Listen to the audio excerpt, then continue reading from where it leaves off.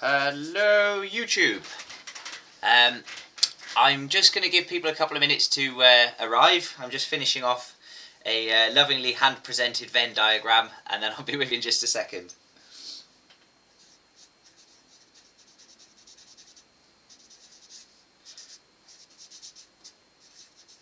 Only the best learning resources for the folk friend community.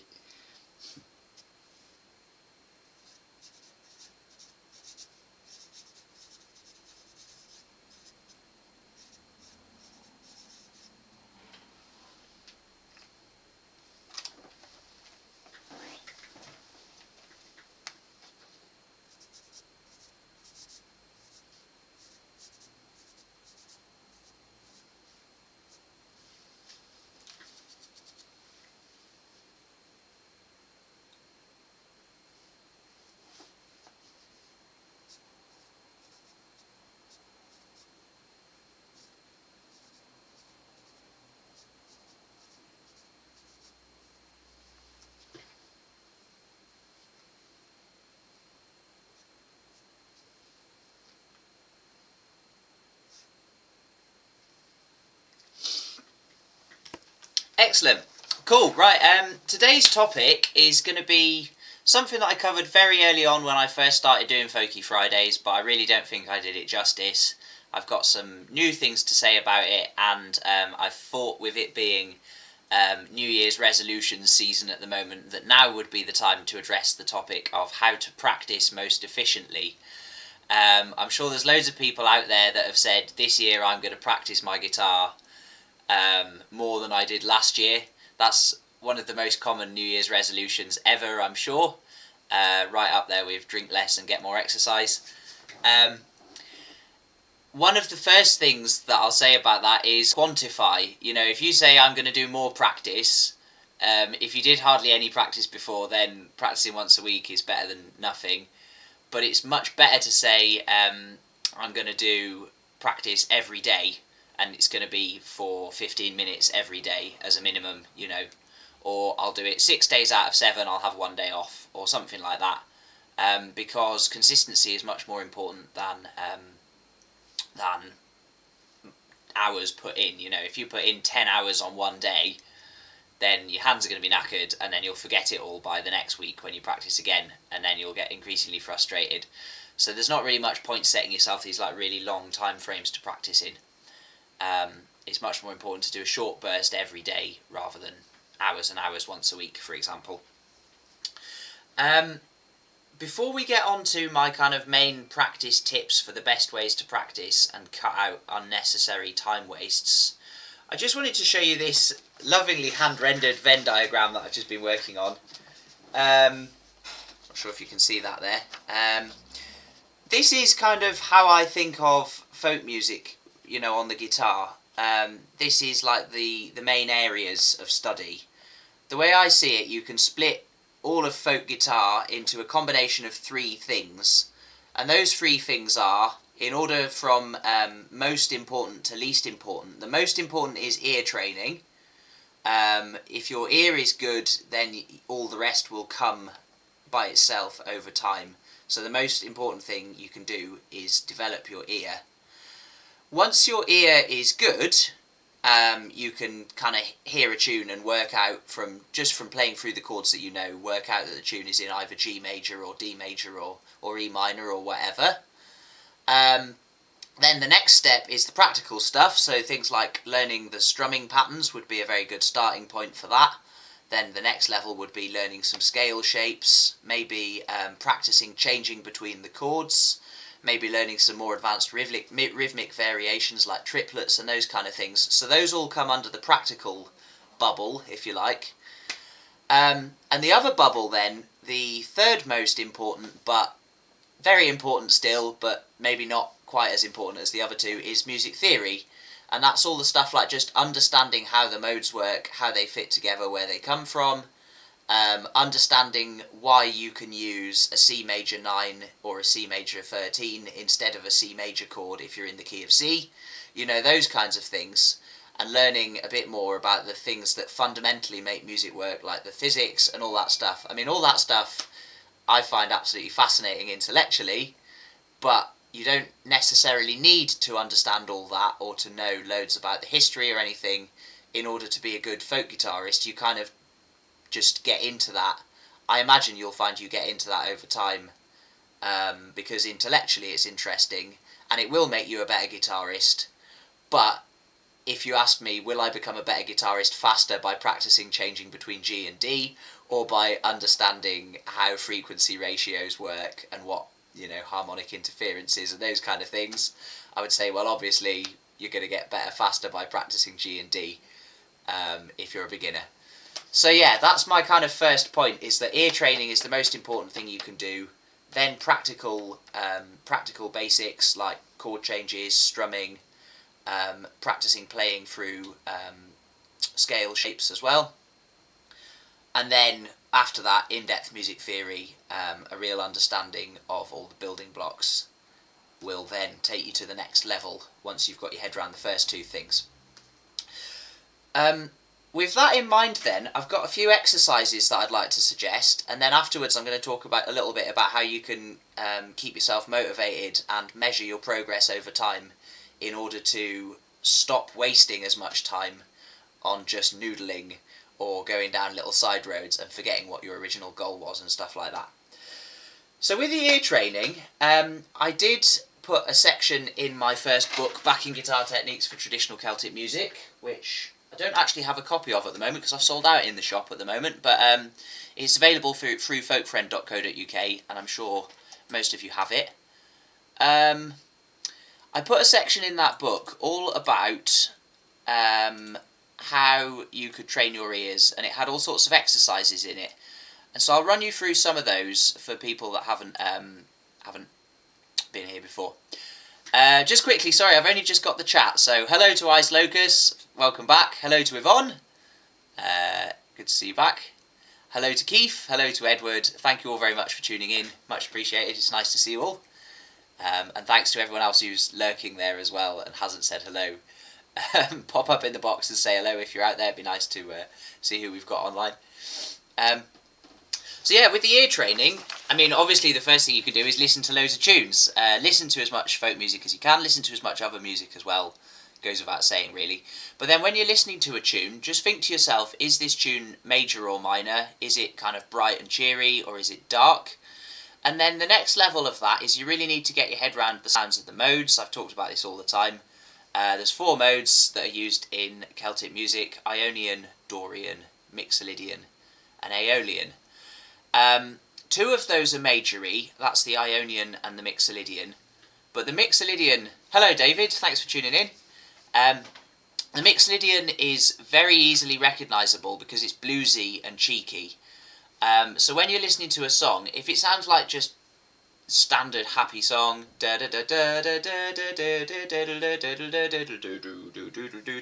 you know, cheery, bouncy, all good, then it's probably Ionian. But if it's got a kind of bluesy twist to it, and I was talking about this last week, it feels a bit like there's a kind of drop in Mixolydian.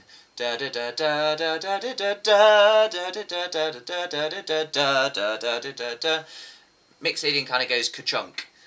So training yourself to spot these little characteristics of each of the modes is really important, and the best way you can do that is look up tunes on the internet, check what mode they're in, listen to them and get a feel for them, and try and feel what several different Mixolydian tunes have in common, how they feel to you compared to Ionian tunes, and try and get a feel for how different Dorian tunes feel compared to different Aeolian tunes. Do bear in mind, of course, that Dorian and Aeolian for guitar chord purposes are very, very similar, and if you accidentally play the chords from the wrong one, chances are nobody will notice. But if you play Mixolydian instead of Ionian, or Ionian instead of Mixolydian, it sounds dreadful. So really try and avoid that, because there's nothing that will annoy people faster than... Well, there's nothing that annoys me faster anyway than when I hear guitarists that play Ionian chords on Mixolydian tunes. That really winds me up. So try and avoid that. But yeah, anyway, so that's that. One other really useful ear training exercise is to pick a key, one of the common folk keys. Start out with the major ones, they're the easiest. So your 3 major main keys are D major, G major and A major. practice playing the chords within those keys, the main ones, 1, 4 and 5, and play them together. So if you grab your guitar and you do, let's say I pick D major, the most common folk key, there's a, my guitar's tuned a half step down actually, because I was making a video about a song that's tuned a half step down, so I won't bother tuning up. I'll just put a capo on actually, and then it'll be normal, won't it?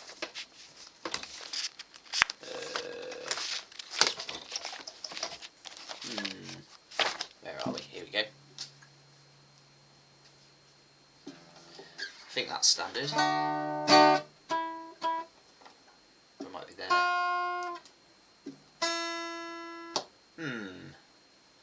Well, I'm gonna guess it's the first fret.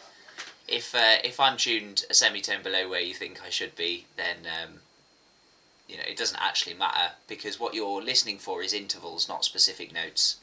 So it's not too important. But anyway, so I've picked the key of D, and I'm going to start out by playing my root chord, and then I'm going to play my 4 chord, which in this case is G, because D, E, F sharp, G. So that's my 4. And I'm going to just try and get a sense of how that chord makes me feel. This is all a bit meditative, a bit zen or something, you know. You kind of, if this is my home,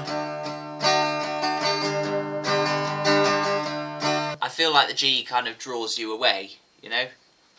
And that is the feel of chord 4 in my head. One of the main things with music as well is that we're trained from birth to think logically about things and to rationalise. But actually, when you hear music, what is happening to you is you're having a physiological response to it before you're able to rationalise that. And what you really want to do is get to a point where you can interpret the physiological response, the feeling that you get from hearing chord 4 related to chord 1, and then convert that feeling into a logical remembrance, if you like, a memory of the last time you heard that, you had that feeling. Oh, I knew then it was chord 4. That's what is actually happening, and that's what you're aiming for with your ear training, is to try and interpret a feeling and then convert it into a memory, you know, and then go, logically, I know that's chord 4. But what you're really aiming for is to get that feel. What does chord 4 feel like related to chord 1? So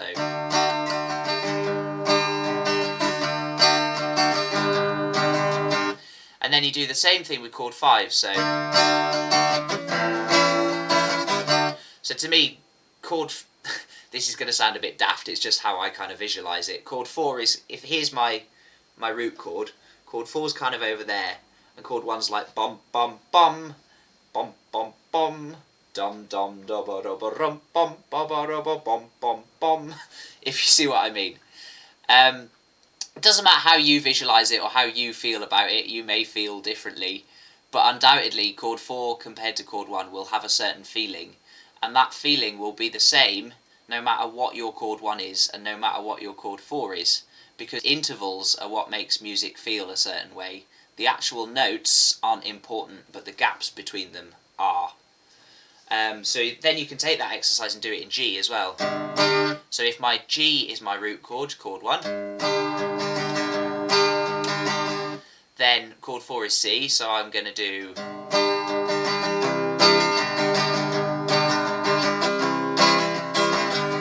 that kind of thing, just switch between G and C and get the feeling of how it feels when I go over to C.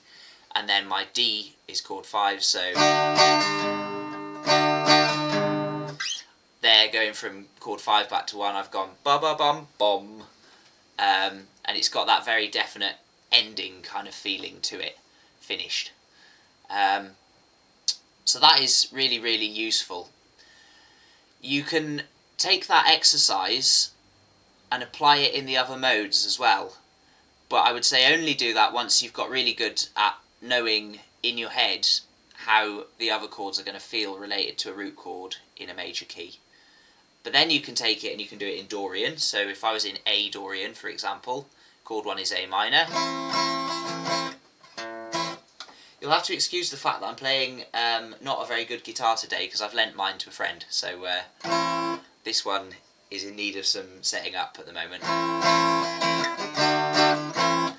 So anyway, if I was in A Dorian, I would get this feeling of going to chord 4, very much feels like a lift.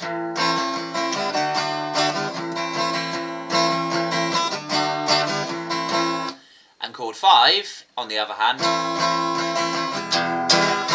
has that same kind of blom, blom, blom, kind of very drop down, come back up again, finish, end of the section feel to it. So basically you can take this and apply it in any of the modes, work with the main chords for the mode first, and get the feel of them firmly in your head. Mixolydian is a bit of a special case, because in Mixolydian tunes you can basically just use chords 1 and 7 usually in Mixolydian.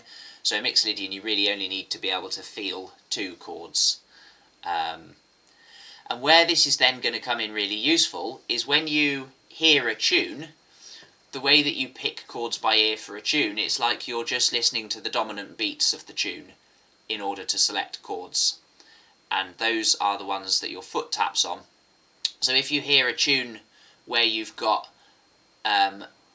maybe 2 dominant beats in a bar, and those are both playing notes from 1 chord, you'll hear those notes, and hopefully your ears will have the feel of that chord. What they've actually done is internalised the 3 notes that are within that chord, and how those 3 notes feel related to the 3 notes that are within your 1 chord. So if they then hear those notes being the dominant notes in a section, hopefully you'll get that feeling, this feels like chord 4, and you'll be able to respond because you will have linked up already that feeling to being the feeling of chord 4 in whatever key you're in. I hope that makes sense. That's kind of what you're aiming for, and that's the whole point of these ear training exercises. Like I say, there are loads of them, and lots of other ones I haven't mentioned just now, but there's loads in the audio section of my first book, Backing Guitar Techniques for Traditional Celtic Music. If you want to have a look at that, go check it out. It's on folkfriend.co.uk on the shop page. Other ear training things, the other best ear training thing you can do, in fact there's 2 other best ear training things. One of them overlaps with the practical section, so I'll come on to that in a minute, and the other of course is to play loads of tunes. You know, if you can, that's great, thanks Yvonne, I'm glad you're enjoying them, yeah. Yeah, the other thing that's really good is to just play along with tunes. At the moment it's a bit tricky, obviously, unless you live with musicians, but there's loads of resources on the internet. Loads of people have put out tunes. There's people like The Whistler on YouTube, Duncan Cameron, Toraigh, Toraigh, Tory I think it's pronounced, .com, that's a really good one. If you Google them, they're a band, they've put out loads of slow recordings on their website. I think they're from Ohio. But yeah, there's loads of these places, and working out chords by ear is really good practice. Even better as well, if you can play with other musicians, or you can find videos on YouTube of people playing along slowly with things. Listen to the tune carefully and try and think about what chords go where.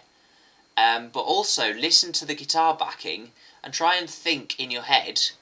Try and get the feeling of what chords they're playing. Go, is that a chord 4? Is that a chord 1? Is that a chord 5? Are they doing something else? Are they linking their chords together? You know, try and analyse the chords that you're hearing. And don't do it by looking. This is the most important thing. Do not look at what they're playing. It'll only confuse you. Honestly, your ears, even if you don't know it, your ears are much faster than your eyes are for music. I'm always surprised that this surprises people, that ears are better at analysing music than eyes are. But, yeah, ears are better than eyes at analysing music. If you trust your ears, you'll learn better. Maybe double check with your eyes afterwards, but a lot of the time as well, you'll hear something and you'll go, I like the sound of that, it feels like chord 4 and then something else. Maybe you won't be able to work it out initially, but then when you actually look at it, they'll be playing in some sort of funny tuning, and it'll completely confuse you because it'll look like a chord that you know, but actually it's not, and your ears were probably right. So that's one thing I'd recommend as well. The last ear training exercise that I think is really good. Oh, sorry, just one quick thing on that as well. I've recently released, I haven't really given it much fanfare, but I've released a pack of 21 play-alongs where you get suggested chords on screen, chord diagrams down below, and a written description of why those work. And they're like karaoke style, so you can practice playing along with the chords, and that's a good way as well, because that way you're moving between chords 1, 3, and 1, 4, and 5, and that way that'll help you get the feel for those, where they go in the tune, and there's a little bit of a more theoretical analysis of why as well. Again, folkfriend.co.uk is on the section called play-alongs. They're all available there, and there's some free ones as well on the videos section. I think there's 4 free ones for you to have a go at if you don't want to shell out the money to get the full pack. So that might be helpful to you as well. Let's move on to the last ear training thing, and this overlaps with the practical. I don't know if you can see on my little Venn diagram, there's a little tiny bit of overlap there, and it says mode shapes. So this is a really important way of training yourself to recognise the 4 modes, and I've talked loads before about why the modes tell you what chords will go with a tune. If you learn the mode shapes, they're useful for general guitar stuff, for about 1,000,001 things, particularly if you're also interested in guitar solos, jazz. They're very handy as a visual aid to building chord shapes. They're useful for loads and loads of stuff that maybe isn't immediately obvious to you. But just learning the shapes, the Ionian shape, the Dorian shape, the Mixed Lydian shape, and the Aeolian shape, learning how they relate to one another, and then practicing playing them and getting your ears really used to the differences between them. So if I learned both G Ionian and then I learned, well, you'd probably learn G Ionian and then A Dorian, because those contain the same notes, so it's useful to learn related ones together. But if I played, a thing I would often do when I was learning this stuff is play G major, G Ionian,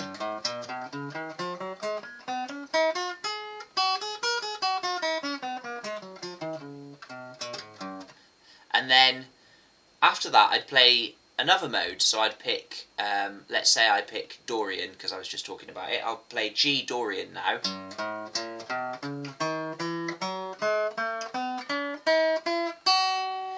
And what you want to think about is compare those two. So the first 2 notes were the same, but then Ionian was there with the major third, and Dorian was there with the flattened third. And that flattened third gives it its kind of characteristic minor flavour. 4 and 5 then are the same, and 6 is the same, but the 7th would have been there in the major and there in the Dorian. So bearing in mind specifically the differences between those modes will be really helpful to you. And playing through them and singing along with them is really good, because that will get those differences into your ears as well. So if you play let's do Ionian first. Da da da da da da da da da da da da da da da. And then I'm going to compare it to my Dorian, and I'm going to think about what the differences are. So da da da, flat third, da da da, da, flat 7th, da da da da da da da da da, something like that. You'll have to excuse my crap singing. Yeah, anyway, the point is playing the mode shapes will get them into your ears. Singing them will get them into your ears a lot better. Singing and playing together, or doing one and then the other and comparing, really, really useful. And then comparing each of the modes with the same root note and thinking about what the differences are. All of those things will help it be easier for you then to hear a tune and go, oh, that feels Dorian, or that feels more Aeolian, or Mixed Lydian, or whatever. So that's a really good exercise. And that leads us on to the practical section, which is the second most important part of my Venn diagram.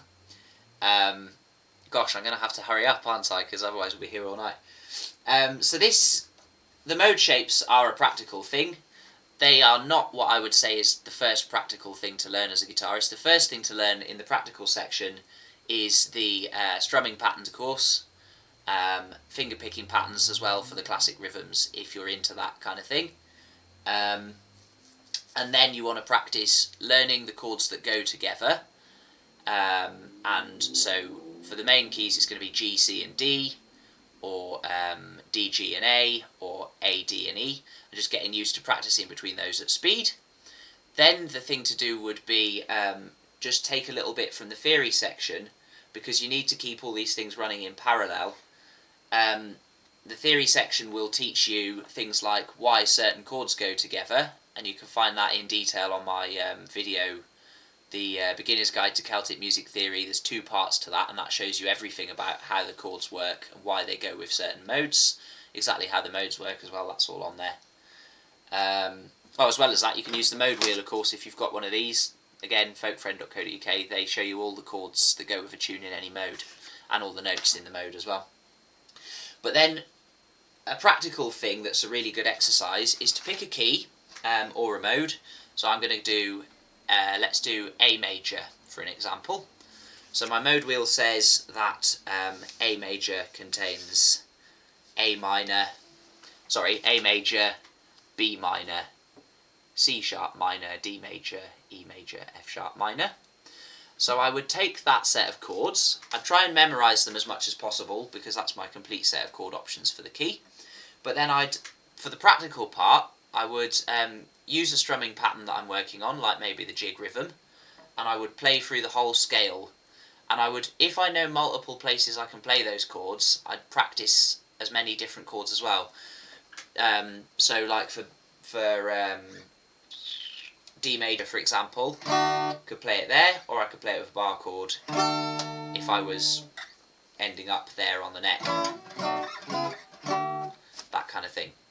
So it's always good to try and think of ways where if you're focusing on one specific thing, you can combine it with other things.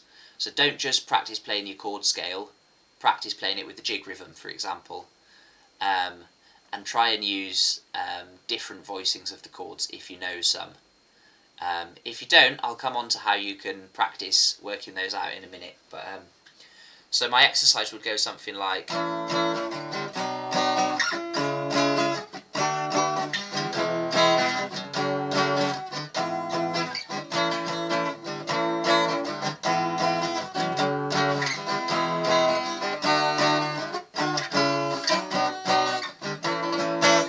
that kind of thing. So that is a really useful thing. You can run that in with ear training as well, because you're getting used to how each of those chords feels in relation to your root note in a way. So that's really handy. The last thing then is the theory bubble. I kind of have a bit of an order that I think is the best order to learn theory in for folk purposes. This is not true for everything. The order is basically learn about the rhythms, the theory of the rhythms first, because you'll need that in order to strum along with anything. If you know that G, C and D go together, you can strum along with a tune in G. It'll be a bit basic and you might not know why they go together, but if you don't know what 6/8 is or what 4/4 is, then you won't be able to strum along with anything. So the rhythms are the first thing. Then why a major scale is what it is, tone, tone, semitone, tone, tone, tone, semitone. Then why the chords fit with that major scale. The chords are major, minor, minor, major, major, minor, and then diminished, but no one uses it. Then after that, how the other modes relate to the major keys. So the Ionian mode is another name for the major scale, and the others kind of relate to that because they're the same set of intervals starting from different degrees. That's like the fourth module, if you like. And the fifth one then would be how to fit basic chords with those other modes. That's where your mode wheel comes in, really useful for that. All this stuff is in my first book as well. And then after that it would be moving on to why can I use some jazz chords in some places, tetrads, more advanced kind of chords, and how you can build those. And once you've got that, really, that is pretty much all of the theory that you need to be able to come up with any style of your own then that you can imagine. your own style is going to be dependent on your physical capabilities, your ear, what your other musical influences are, you know. But with that amount of theory, you can pretty much work out anything that comes into your... any possibility that you hear in your head, you can work out using that kind of 5-point theory checklist. So that's really useful. So yeah, my main point really with this somewhat long-winded rant is that ear training is the most important, practical is the second most important, and theory is the third. If you're just starting out, focus on these two first, and gradually weave the theory in over time. And that's why when I'm teaching people one-on-one as well, I usually suggest beginners start out with half-hour lessons, because that way you just get the practical stuff, you go away and you have fun practicing it, and you always want more. And that way you're always motivated. More advanced people then, when they have when you can show them something once and they can go, yeah, okay, I'm going to go away and practice that, then it's worth getting an hour, because then you can go more into the depth of why does that actually work, and how can I take that and intellectually add more ideas to my playing, and then work out physically how to do them. You know, more of a building up approach rather than a top down, do this, this works, here's how it is, I'm not telling you why kind of approach that you use for beginners. Yeah.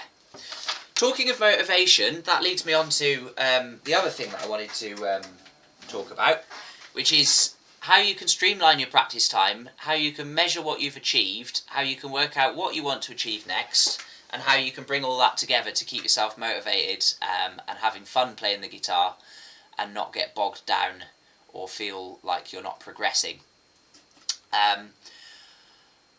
The first thing is, like I was saying before, short bursts of practice, do it every day, and there's loads of ways that you can help yourself do that. The most important one is just don't make excuses. You know, it's not possible not to have enough time to practice the guitar, because it only takes 5 minutes. 5 minutes every day. If you did 5 minutes every day for a year, you would learn a lot more than if you did an hour twice a week. Guaranteed. Unless you're extremely naturally physically talented and you've got a photographic memory, which I think probably applies to very few people. Certainly doesn't apply to me. I can't remember anything, so yeah. But if you leave your guitar out as well, it'll look at you and it'll remind you. And I've talked about this before. There's a guy called Stephen Guise who did a book called Micro Habits, I think. I forget, because there's Atomic Habits as well, which is written by somebody else, and there's another one which is, they're all almost identical. They all claim that they came up with the idea, and I don't know who came up with it first, but there's lots of people out there anyway. Basically, the argument is that if you get used to setting a certain time every day where you do one press-up, was the example that Stephen Guise gave, for example. You do one press-up, you feel good about it afterwards, it becomes habit, and that way you associate positive feelings with your one press-up, and you end up every day doing your press-up, and then you go, oh, well, I'm down here anyway now, I'll do 5 more. And that way you're going to gradually build a habit of a better and better workout every day. But you're not going to start out really optimistic and go, I'm going to do 100 press-ups every day, and then at the end of a week you're wrecked and you never want to do a press-up ever again.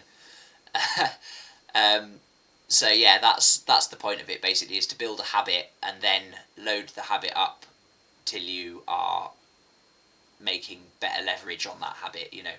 But don't go in really hard to begin with and then hate it and never do it again, because you'll never get results that way. One way that you can really improve your practice ethic as well is to keep a little diary of what you want to achieve, and then keep a little review of what you did in order to achieve it, and at the end of the week go, am I any closer to that goal? If not, why not? That way you'll have a little review time where you'll go over what you achieved. And I do this all the time. I mean, I do it for everything, because I tend to get sidetracked, and I think a lot of creative people tend to get sidetracked. You know, you have a great idea halfway through your practice time, and you end up writing a song instead of learning how how to strum a jig or whatever you were trying to do.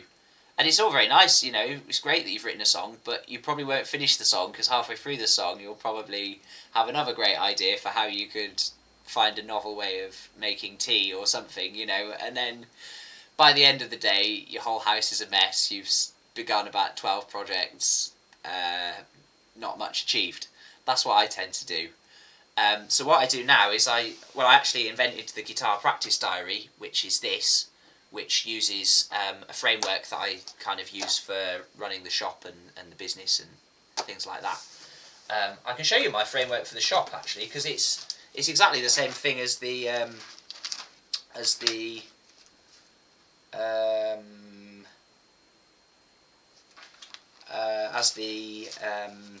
diary uses. I'm just trying to find an older one because I've changed it slightly now.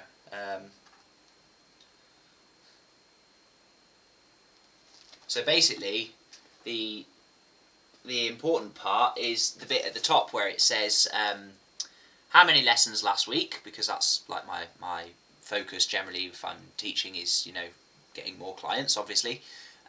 What I achieved last week, what I want to achieve this week, and did I achieve everything that I set out to from last week.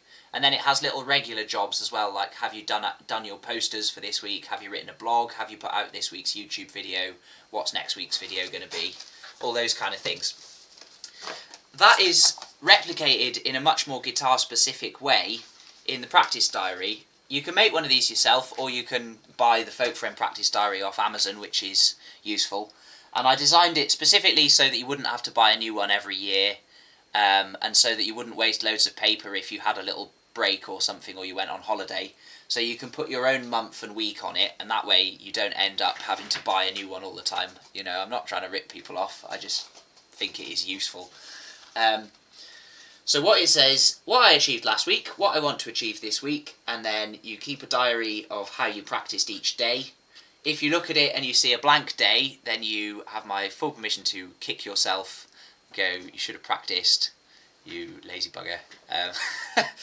So yeah, and then it's got notes at the end as well, just in case there's anything that you want to note down that you want to do next week, for example, or if you just want to write a tab or something like that, or a chord diagram.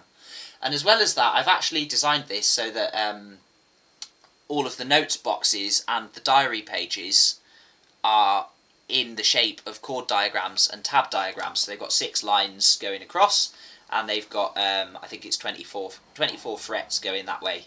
So that you could write a fretboard diagram, you could write chord diagrams, or you could write tabs if you're working on something and you want to write down in that format. The other really important thing for maintaining your motivation is before you start practicing, and this time of year is perfect for this, set out by the end of this year, what would I like to be able to do that I can't do now? And for most people it's, I'd like to be able to go to a session, listen to a tune that I'm not very familiar with, play along with the right chords, and then come up with some more complicated chords to evolve my backing over time. That is the most common one that I hear people saying. Or for complete beginners, it's I'd just like to be able to strum along with a tune, hear a tune and play the right rhythm and maybe the right 3 chords. Once you've got a goal like that, I mean, the diary has a thing where it says your yearly goals right at the start. That's the first thing in it, I think. There's an event calendar as well, like, so you can write down if you've got any concerts or any specific events that you're training for, if you like. Well, that's a good idea.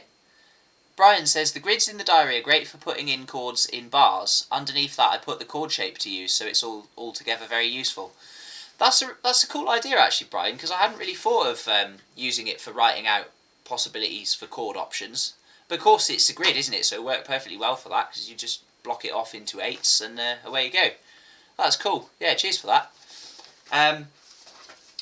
But yeah, so once you've set your yearly goals, if your goal is to play along with a session, let's say, then you need to break that down into what are the steps to achieve that. So for that particular one, it would be number 1, ear training. You're going to need to be able to hear what mode the tune is in. Then you're going to be able to hear where the chords go in that. Where are my 1, 4s and 5s? Those would be the first 2 goals. Then it would be Practical, because you can break it down into your 3 areas, of course. So that on the practical area, it would be learn the strumming patterns for the main types of tune: jigs, reels, slip jigs, polkas, hornpipes. And then practice changing between the main chords in the keys, so that I've got my fingers up to speed so that they can respond to what my ears are telling them in time to keep up with the tune. And then on the theory side, you could go, well, on the theory, I would need to know how the 4 main modes work, and I would need to know how to recognise them using my ear training.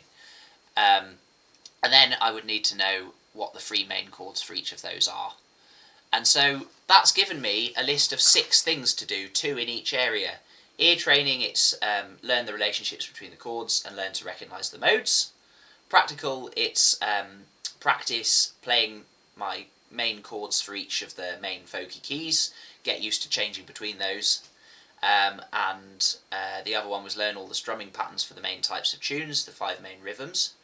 And on the theory side, it's learn how the modes work and then learn why that tells me what chords go with them, and try and memorise those, or buy a mode wheel and cheat.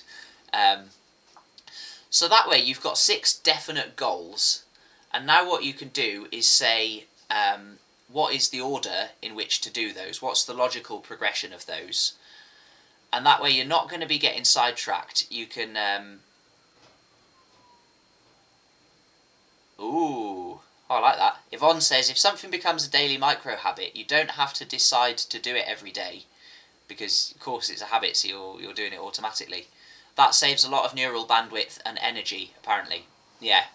No, I agree, definitely. If it's a micro-habit, it's in your head, you don't have to remember it as well. This is the other thing with the habits thing, is if you're forgetful like me, you might start out with good intentions, but unless you write something down, and it reminds you, you forget to do it anyway. Whereas if you've made it a micro habit, then it'll pop up in your brain automatically at a given time, which is really good. Also, get your practice in as early in the day as is practical. It's then a positive that you've done it equals more motivation. Bosh. Yvonne, you should just do the stream next time. I'll just get you to do it. Yeah, you're totally, that's spot on. Great advice. Yeah. Beedle, yeah. Anyway, once you've got manageable goals, then you can put them in order and then break them down into littler chunks and try to quantify them. So, learn all the strumming patterns is a big task. Learn 5 strumming patterns is a more specific task. Learn 1 strumming pattern a fortnight is quantified and manageable. And once you have it in more definite time chunks in your mind, then you can break it down into 3-month sections, which is also in the practice diary. So I've got my quarterly review there. I've been using this for learning the accordion, by the way, not the guitar. So that's mine. It says improve chord dexterity, find more jazz chords, learn the Monaghan jig. And then it says what are the steps to that. So you break it down into little manageable chunks.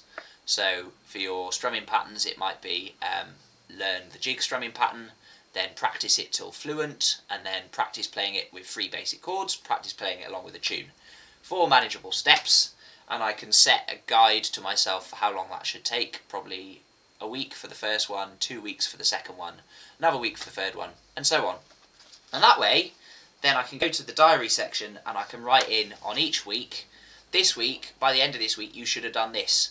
And I can basically map out the next 3 months in my mind in advance.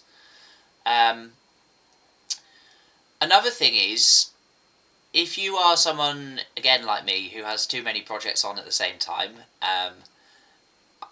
I like to focus on only 3 at once. So that's why I think of this little Venn diagram for the guitar, because there's 3 things. So you take 1 from each, you take the ones that are most relevant to one another, and that way you're doing it holistically. If you have more than 3 things, you can't concentrate on all of them. So I have a list, current projects and side projects, again in the beginning of the diary. And I'd pick 3 current projects, whichever ones I think are either the most basic or the most prescient or whatever, or whichever ones are the first on my list of priorities. Whichever ones I can't do the others without. And then I put all the others on the next projects and I ignore them.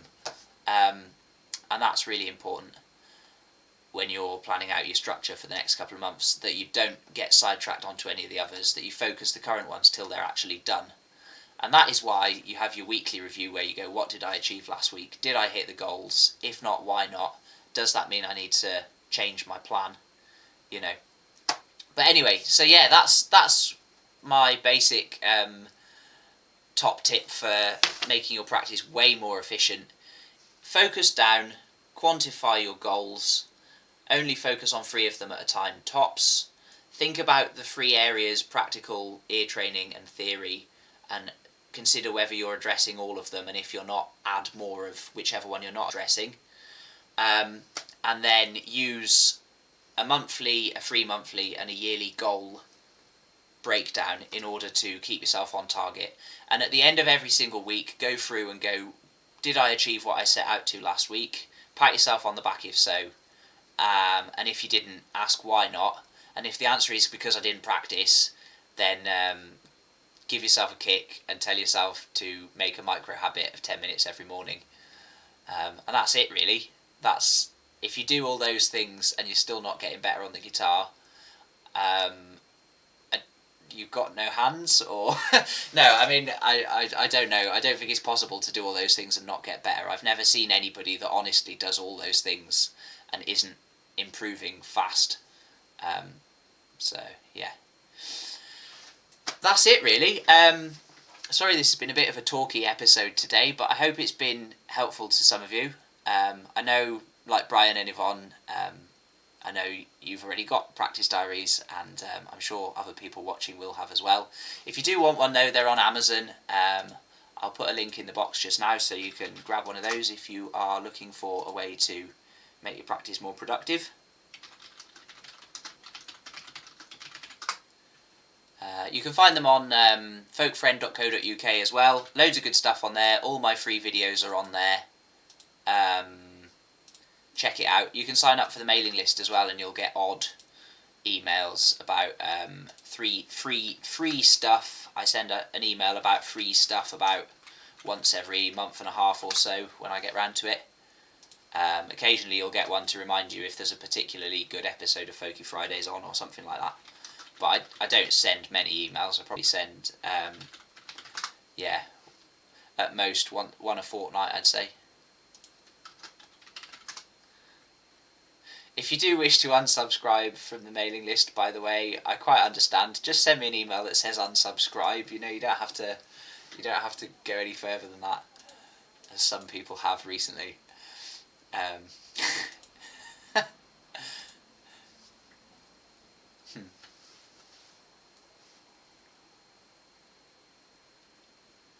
Cool. Oh, nice. Hiya, Keith. Thanks for tuning in.